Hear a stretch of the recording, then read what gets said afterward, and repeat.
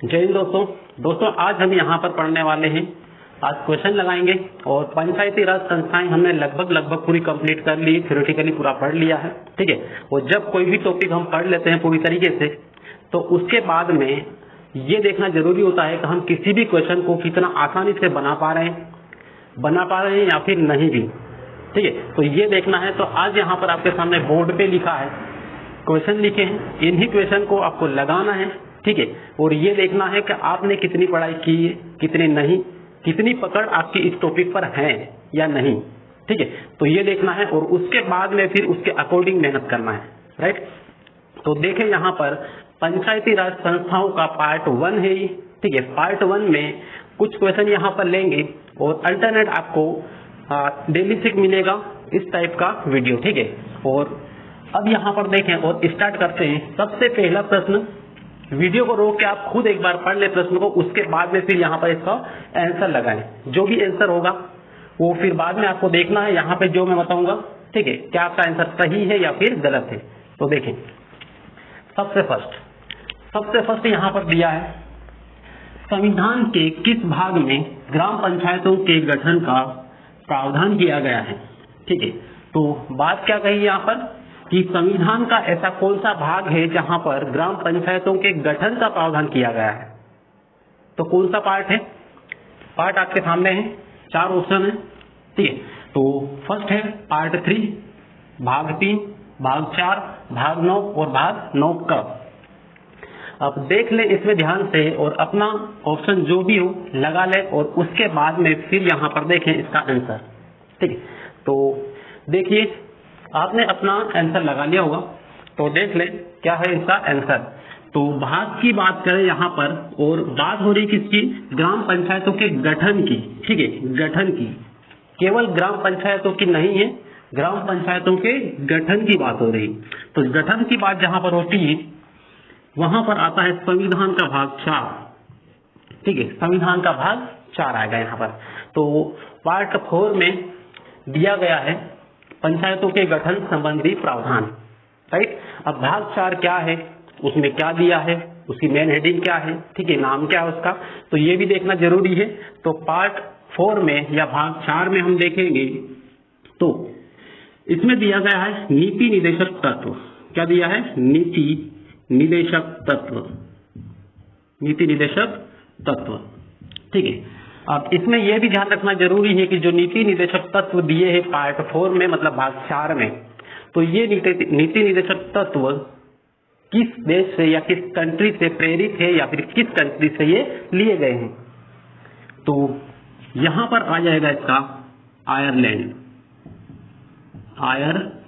ठीक है, मतलब हमारे संविधान के भाग 4 में जो नीति निदेशक तत्व जुड़े हैं ये किस देश से लिए गए हैं, तो ये आयरलैंड से लिए गए हैं।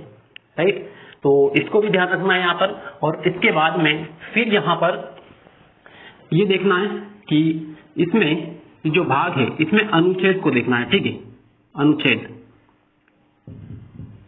कहां से कहां तक अनुच्छेद इसमें दिए हैं। ठीक है, तो 36 to 51 यहाँ पर अनुच्छेद मिलेंगे पार्ट 4 में। ठीक है, 36 to 51, तो इनको भी याद रखना है। और इसके बाद में जो हम बात कर रहे हैं, जो मेन मुद्दा है हमारा पंचायतों के गठन से संबंधित, ये वाला किस अनुच्छेद में दिया है या फिर पंचायतों के गठन का जो प्रावधान दिया है वो भाग 4 के किस अनुच्छेद में दिया गया है। तो ये किस अनुच्छेद में होगा? जो भी होगा 36 से 51 के बीच में ही अनुच्छेद होगा। और वो अनुच्छेद कौन सा है? तो वो है आर्टिकल 40। कौन सा है? आर्टिकल 40। तो इस तरीके से यहाँ पर चीजों को एक क्वेश्चन कर रहे हैं, लेकिन यहाँ पे एक के साथ में कम से कम 5-6 क्वेश्चन और बनते हैं और उनको सबको हमें ध्यान रखना बहुत जरूरी होता है, क्योंकि इनमें से कुछ भी प्रश्न उठा के दे सकते हैं। अब यहाँ पर भाग की बात की, हो सकता है आपको सिर्फ आर्टिकल 40 के बारे में पूछ ले। ठीक है, और हो सकता है यहाँ पर टोटल अनुच्छेद पूछ ले भाग 4 के। ठीक है, तो ये सब देखना है। अब इसके बाद में फिर बढ़ते हैं आगे, और आगे यहाँ पर अगला प्रश्न क्या है इसको ध्यान से पढ़ लें। ध्यान से पढ़ने के बाद में फिर अपना आंसर जो भी है उसको लगाएं। ठीक है, तो देखें, अब इसका आंसर ऑप्शन फर्स्ट देखें यहाँ पर ए। ठीक है, ए में क्या दिया है, तो सतह के विकेंद्रीकरण पर। प्रश्न को पढ़ ले पहले, पंचायती राज प्रणाली किस पर आधारित है। ठीक है, पंचायती राज प्रणाली किस पर आधारित है, मतलब कौन सा ऐसा सिस्टम है या फिर कौन सी ऐसी उसका आधार है पंचायती राज प्रणाली का, तो किस पर आधारित है ये आपको बताना है। तो बताएं, और सतह के केंद्रीकरण पर आधारित है और दूसरा वाला है सतह के विकेंद्रीकरण पर आधारित है। दोनों को ध्यान रखना जरूरी है। और उसके बाद फिर यहाँ पे तीसरा ऑप्शन दिया है प्रशासक के सहयोग पर। ठीक है, प्रशासक के सहयोग पर। और लास्ट में डी ऑप्शन है उपरोक्त सभी। ठीक है, उपरोक्त सभी। अब देख ले इन चारों में से कौन सा आएगा, ए, बी, सी एंड डी। तो जल्दी से यहाँ पे लगा अपना आंसर, और इसका जो राइट आंसर होगा वो होगा सतह के विकेंद्रीकरण पर। ठीक है, जो पंचायती राज प्रणाली है ये किस पर आधारित है, तो सतह के विकेंद्रीकरण पर। अब इसको ये शब्द है, इस शब्द को थोड़ा समझना। विकेंद्रीकरण का मतलब क्या होता है। ठीक है, एक होता है केंद्रीकरण और दूसरा है विकेंद्रीकरण। ठीक, तो इसमें पावर को लेके, शक्तियों को लेके बात करेंगे हम। दो एग्जांपल आपके सामने हैं, एक राजा की बात कर लेंगे और एक वर्तमान में जो प्रधानमंत्री है इनकी बात कर लेते हैं। ठीक है, तो एक जो राजा होगा वो किसी राज्य का राजा होगा और सारी शक्तियां किसके पास होगी, वो उस राजा के पास ही होगी। ठीक है, मतलब पूरा कंट्रोल करने का काम उसी के हाथ में है, राइट। लेकिन वहीं देखें तो वर्तमान में जो प्राइम मिनिस्टर है, नरेंद्र मोदी की बात कर लें, तो पूरे देश का जो राजा है वो प्राइम मिनिस्टर नहीं है, क्योंकि यहां पर विकेंद्रीकरण पर आधारित सत्ता है। कैसे, ठीक इस तरीके से जैसे कि मान लो कि हम यहां पर ये जो है ए, यहां पर इसको लेते हैं मोदी को। ठीक है, और इसी के नीचे अलग अलग स्टेट में अलग अलग क्या है, सीएम है। ठीक है, अलग अलग क्या है, सीएम है, और हर सीएम अपने आप में मुखिया है। ठीक, तो होता क्या है कि इनके पास जो पावर है वो पावर पूरी तरीके से बटी हुई है, हर जगह अलग अलग बटी हुई है। अलग अलग स्टेट में अलग अलग सीएम के पास वो पावर कुछ बटी हुई है। ठीक है, मतलब मोदी केवल अकेला पूरे देश को कंट्रोल नहीं कर सकता। ठीक है, इसीलिए उस पावर को क्या कर दिया गया, बांट दिया गया, मतलब बिखेर दिया गया। ठीक है, अलग अलग लोगों के हाथों में दे दिया गया, और वहां पे जो अलग अलग लोग हैं, अलग अलग सीएम है, सचिव है, वो सब अपना अपना अधिकार का इस्तेमाल करते हैं अपने अपने राज्य में। ठीक है, तो इस तरीके से किसी भी शक्तियों का बंटवारा या फिर उसका वितरण ही क्या कहलाता है, तो विकेंद्रीकरण कहलाता है, राइट। ये और ये है केंद्रीकरण, जो कि एक राजा के रूप में हम समझ सकते हैं कि एक जो राजा होता है उसके पास सारी शक्तियां, पूरे राज्य की शक्तियां उसी के पास होती है और बाकी दूसरों के पास नहीं होती। ठीक, तो ये है, तो क्लियर है, ऑप्शन बी इज राइट। अब फिर यहां पर देख लें तीसरा, और तीसरा प्रश्न में क्या दिया है ये देख लें। 73वां संविधान संशोधन संबंधित है, किससे संबंधित है, ऑप्शन ए वित्त आयोग से, नगर पालिकाओं से, या पंचायती राज संस्थाओं से। ठीक, तो किससे संबंधित है इनमें से आपको बताना है। तो 73वां संविधान संशोधन आपको पता होगा, ये हमने पढ़ा था, पंचायती राज संस्थाओं से संबंधित है, राइट। तो इसको सही मानना है, पंचायती राज संस्थाओं। और इसी के तहत टोटल कितनी अनुसूचियां जोड़ी गई। ठीक है, संविधान में टोटल कितनी अनुसूचियां हैं, तो टोटल 12 है। ठीक है, अब टोटल 12 है, तो 73वें संविधान संशोधन के तहत कौन सी अनुसूची जोड़ी गई, तो अनुसूची की बात करें तो वो आएगा 11वीं। कौन सी आएगी, 11वीं अनुसूची जोड़ी गई। और उसके बाद में फिर बात करें इसमें, तो इस 11वीं अनुसूची के तहत पंचायती राज संस्थाओं के लिए टोटल कितने विषय निर्धारित किए गए या फिर जोड़े गए, या फिर कितने विषयों का उल्लेख किया गया है। तो कितने का किया गया है, तो यहाँ पर 29, कितने हैं, 29 विषय। तो इस तरीके से यहाँ पर विषय हो गए, अनुसूची कौन सी है वो हो गई, पंचायती राज संस्था से संबंधित क्या है, 73वां संविधान संशोधन है, राइट। तो इस तरीके से ये हुआ। और उसके बाद फिर हम देखते हैं अगला प्रश्न, और अगले प्रश्न में क्या है ये पढ़ लें। फोर्थ वाला, फोर्थ वाले में दिया है कि भारत में प्रत्यक्ष लोकतंत्र का उदाहरण है। भारत में प्रत्यक्ष लोकतंत्र, प्रत्यक्ष मतलब डायरेक्ट, ठीक है, तो प्रत्यक्ष लोकतंत्र का उदाहरण है, तो क्या है? तो देखिए यहां पर आपको मिलेगा ऑप्शन सी, ग्राम सभा, ठीक है। तो ग्राम सभा इसका सही आंसर होगा। और बाकी यहां पर देखें तो नगर पंचायत भी दिया हुआ है, ग्राम पंचायत भी दिया हुआ है, ग्राम सभा दिया है और जिला परिषद भी दिया है, ठीक है। इसमें कंफ्यूजन की बहुत ज्यादा संभावना रहती है इस टाइप के प्रश्न में। बहुत सरल है लेकिन कंफ्यूज हो सकते हैं यहाँ पे, ठीक है, क्योंकि लगभग चीजें सब मिलती जुलती ही। ग्राम पंचायत बहुत सारे लगा देंगे, बहुत सारे ग्राम सभा लगाएंगे जो कि सही रहेगा, लेकिन ग्राम पंचायत लगा तो यहाँ पर ये गलत हो जाएगा, ठीक है। और जिला परिषद गलत होगा, ठीक है, इसलिए जो सही आंसर होगा वो होगा ग्राम सभा, राइट। तो इस तरीके से यहाँ पर ये क्वेश्चन कंप्लीट हुए हैं। और तो दोस्तों अब यहाँ पर देखें अगला प्रश्न, और अगला प्रश्न क्या दिया है इसको पढ़ ले ध्यान से। उसके बाद में इसके 4 ऑप्शन में से कोई भी एक ऑप्शन राइट करें, ठीक है। तो पढ़ें क्या दिया है। ग्राम पंचायत का चुनाव कराना निर्भर करता है, मतलब ग्राम पंचायत का चुनाव करवाना किस पर निर्भर करता है, ये आपको जवाब देना है। और 4 ऑप्शन आपके सामने हैं। डीएम का मतलब होता है डिस्ट्रिक्ट मजिस्ट्रेट, जिसे हम नॉर्मली क्या बोलते हैं, कलेक्टर बोलते हैं, ठीक है, कलेक्टर, ठीक है। डीएम को क्या बोलेंगे, कलेक्टर, डिस्ट्रिक्ट मजिस्ट्रेट मतलब कलेक्टर। तो कलेक्टर पर निर्भर करता है क्या चुनाव करवाना ग्राम पंचायत के, या फिर दूसरा है राज्य सरकार पर, या तीसरा है केंद्र सरकार पर, और डी है चुनाव आयोग पर। तो ग्राम पंचायतों का चुनाव कौन करवाता है, पूरा जो मैनेजमेंट देखता है वो कौन देखता है, तो वो है चुनाव आयोग, ठीक है। कब करवाना है नामावली, कब जारी करना है, किन को क्या चुनाव चिन्ह देना है, ये सब काम कौन करता है, ये चुनाव आयोग करता है, ठीक है। लेकिन यहाँ पे प्रश्न क्या पूछा है, ग्राम पंचायतों का चुनाव कराना निर्भर करता है, किस पर निर्भर करता है, किसकी इच्छा पर निर्भर करता है, कि मान लो उसकी इच्छा हो तो वो करवा सकता है, उसकी इच्छा नहीं है तो वो नहीं कर सकता है। जैसे कि मान लो थे कि आप और हम हैं, ठीक है, हाँ, आपकी या फिर हमारी इच्छा है कि कोई कुछ खाने की, तो वो खा सकते हैं, इच्छा नहीं है तो नहीं खा सकते हैं, सिंपल है, ठीक है। तो इस तरीके से यहाँ पर किसकी इच्छा पर निर्भर करेगा ये। तो देखें कलेक्टर, तो कलेक्टर एक प्रशासनिक अधिकारी होता है, जिला का मुखिया होता है, ठीक है। उसके हाथ में मैनेजमेंट का काम जरूर है चुनाव को लेकर, लेकिन उसकी इच्छा पर निर्भर नहीं करता है कि चुनाव कब करवाना है, राइट। बात करते हैं फिर आगे।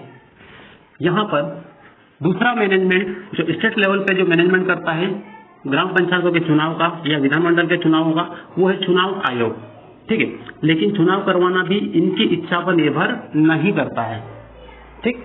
तो अब देखें यहाँ पर 2 ऑप्शन आपके सामने हैं, एक तो केंद्र सरकार है जो बड़े लेवल की है, और एक राज्य सरकार है जो स्टेट लेवल की है, ठीक है। तो यहाँ पर इन दोनों में से कोई एक आंसर है, तो इन दोनों में से एक कौन सा है।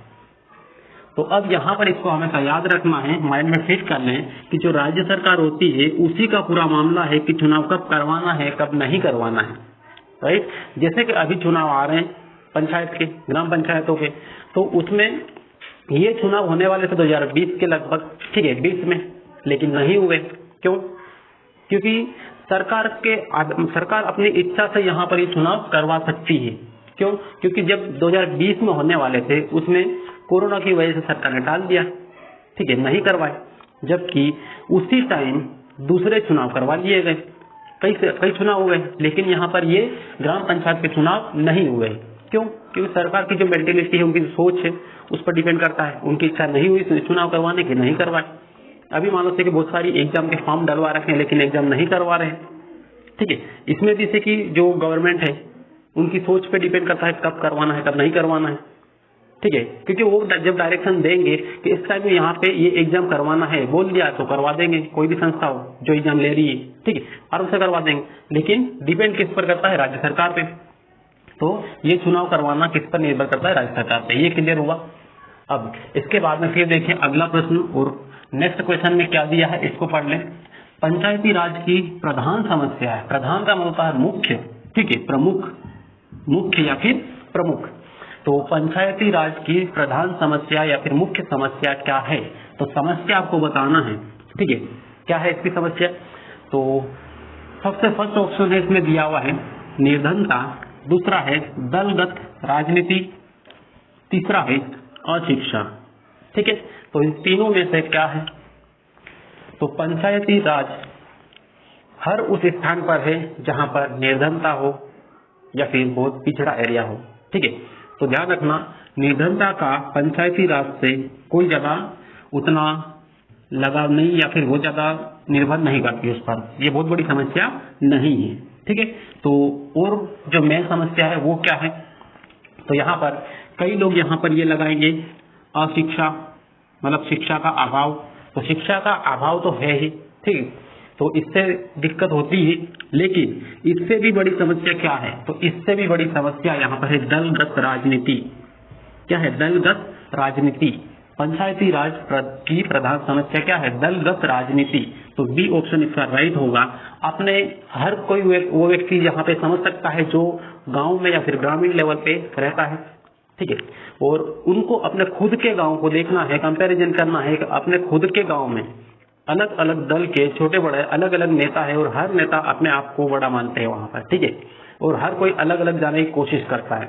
कोई बीजेपी की साइड हो सकता है, कोई कांग्रेस की साइड हो सकता है, कोई और हो सकता है, ठीक। तो इस तरीके से यहाँ पर अलग अलग दलों के आधार पर वहां पर राजनीति होती है और जिसकी वजह से लोग भी वहां पर बटे हुए होते हैं, जनता भी वहां पर क्या होती है?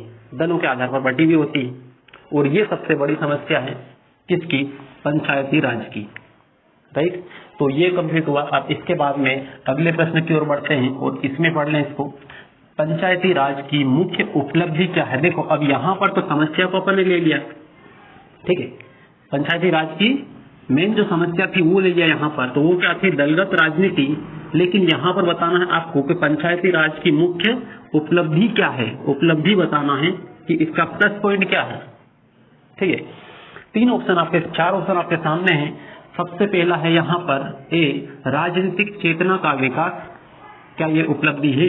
क्या पंचायती राज के थ्रू राजनीतिक चेतना का विकास हुआ है या होता है ग्रामीण लेवल पर? तो हाँ, मान सकते हैं होता है, ठीक है, लेकिन और भी पढ़ेंगे। दूसरा है ग्रामीण विकास, तो ग्रामीण विकास भी होता है, ठीक। और उसके बाद में तीसरा दिया है ग्रामीण समृद्धि, तो ये भी होती है। और डी है इनमें से कोई नहीं। लेकिन यहाँ पर ये बोला है कि मुख्य उपलब्धि क्या है? होता तो ये तीनों है, ग्रामीण विकास भी होता है, ग्रामीण समृद्धि भी है और राजनीतिक चेतना का विकास भी होता है, लेकिन इनमें इन तीनों में सबसे मेन क्या है ये आपको बताना है, राइट। तो देखिए यहाँ पर राजनीतिक चेतना का विकास ये सबसे बड़ी उपलब्धि है, क्योंकि धीरे धीरे लोगों में ये जागृति या फिर ये एक प्रकार से नॉलेज होता जा रहा है कि मान लो कि ग्रामीण में जो पंचायती राज है उसमें किस तरीके से अच्छी पकड़ बनाई जाए या फिर वहां से किसी भी विकास को कैसे बढ़ावा दिया जाए, ठीक है।